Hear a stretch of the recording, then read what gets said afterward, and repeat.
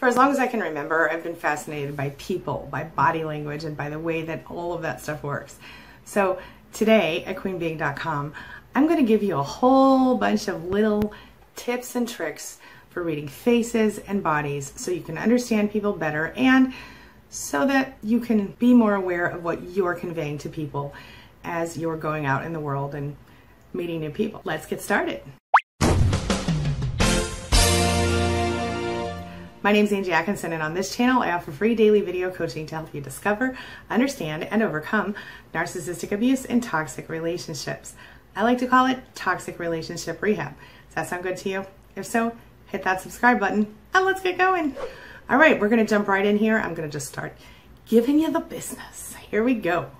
We express ourselves in a lot of ways in this world, but each and every one of us has one thing in common. Our faces flash hundreds of expressions every single day. And the good news is that if we learn to read those expressions, even the micro expressions, we can make our lives a lot easier. You might be an empath if you're somebody who watches my channel. So you may already know this, but just in case you don't. A large percentage of communication is unspoken. In fact, according to some sources, nonverbal communication accounts for anywhere between 55 and 93% of what you're saying. While exact numbers might vary, what everyone seems to agree on is that unspoken communication is even more important than what you're actually saying during any given interaction. And that includes facial expressions, your tone of voice, the movement of your body, the way that you carry yourself, your appearance, your eye contact, gestures that you make, and your posture. The fact of the matter is, when we've been with a narcissist, chances are that we might have a little bit of an empath tendency, so we may have a natural ability to read body language, but after we've spent time with the narcissist, we sometimes doubt ourselves. So that's why today we're going to talk about specific types of body language that we can read. So verbal communication covers anywhere from 7 to 35% of what you're talking about. Nonverbal communication covers up to 93% of what you're talking about. And that includes facial expressions, your tone of voice, the movement of your body, the way that you carry yourself, your appearance, your eye contact, gestures that you make, and your posture. Arms folded. When you see someone with their arms folded, they're displaying a very closed-off body language. That suggests that they're not interested in what's being said or that they don't agree with it. So I'm sure you've seen that a lot with narcissists. Another one is foot direction. So the direction someone's foot points when they're standing or sitting can tell you what they're really interested in. So if their feet are pointed toward the door, it might mean that they want to leave. If their feet are pointed toward another person in the room, it might be that they're interested in that person. The same often goes for the angle of their body. Here's another little tip for you, finger pointing to the temple. If someone is resting on their hand and their finger is pointed at their temple, this suggests that they're interested in what you have to say. Then there's mirroring. If you see two people whose body language mirrors each other, this suggests they have a rapport and they like each other. Then there's touching. When a man touches another man to pat him on the back or shoulder, it's often a sign of dominance, believe it or not. And it marks the initiator as the alpha. So you might notice that sometimes a guy won't like it if a guy touches him on the shoulder or in certain ways, not because they're homophobic, but because they recognize that that guy has called himself out as the alpha. Interesting. If someone shrugs their shoulders, it means they don't know what you're talking about, or at least that they don't agree with what you're saying. If they do know what you're talking about. If someone does this, makes an okay sign or a ring, means that's correct. I believe what you're saying. Thumbs up means okay, or it's an insult signal. If it's just hey, that's a good thing. But if it's jerked up sharply, insult. How about that? Let's talk about palm positions.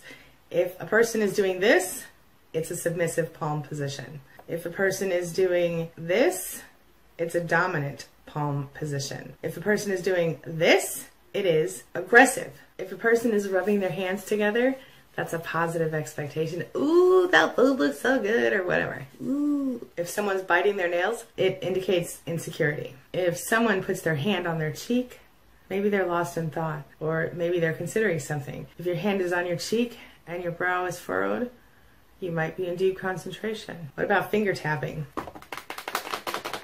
Drumming. That indicates that someone is tired or impatient while they're waiting. Touching the nose indicates that someone doesn't believe you, or they're rejecting you, or they're lying about something. steepling the fingers, putting the fingers together like this, demonstrates that someone is or wants to be in control or authority. So this is one of the body language examples that a lot of people in authority, bosses, managers, CEOs, use to show that they are in control.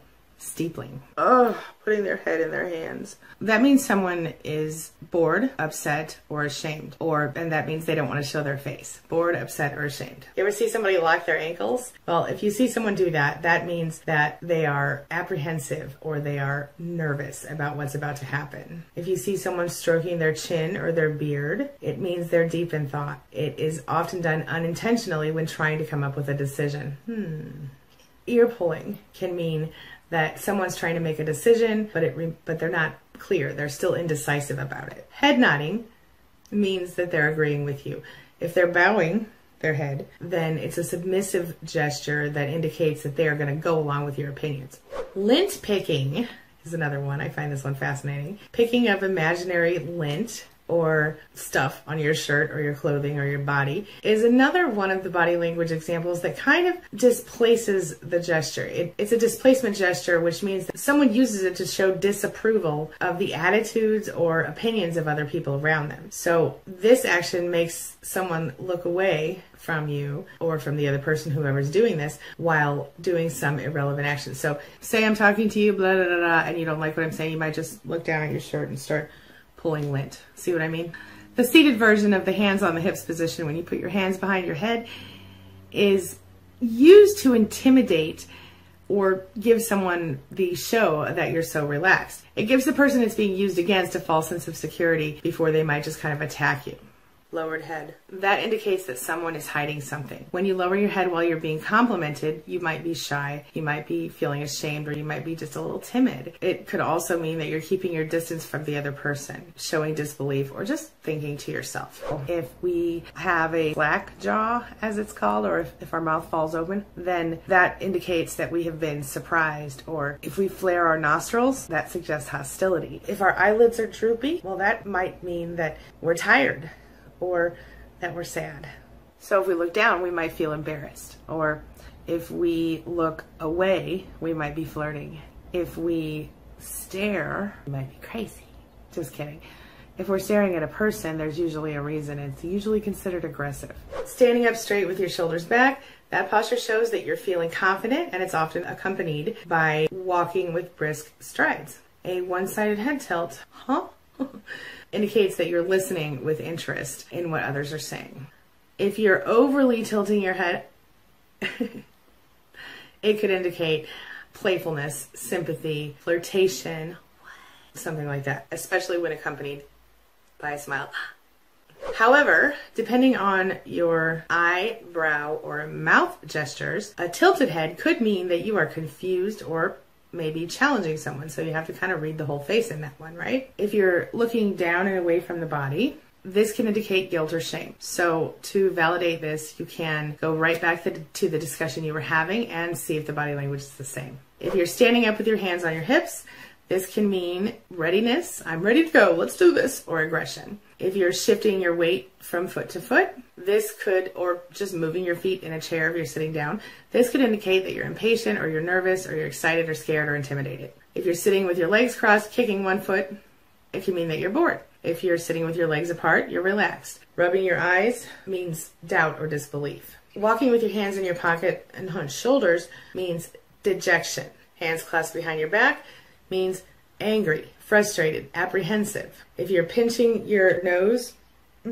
eyes closed, that means that you're showing your disapproval about something. You have negatively evaluated whatever situation you're dealing with there. If you are patting your hair or playing with your hair, it means you're insecure or you lack self-confidence. If you quickly tilt your head, that shows interest. If you prolonged tilt your head, that shows boredom. Did you know that if you approach two people in a conversation and they turn towards you with their bodies but not with their feet, they don't really want you to be in the conversation? So that's a really good indicator that you should turn around and go the other direction.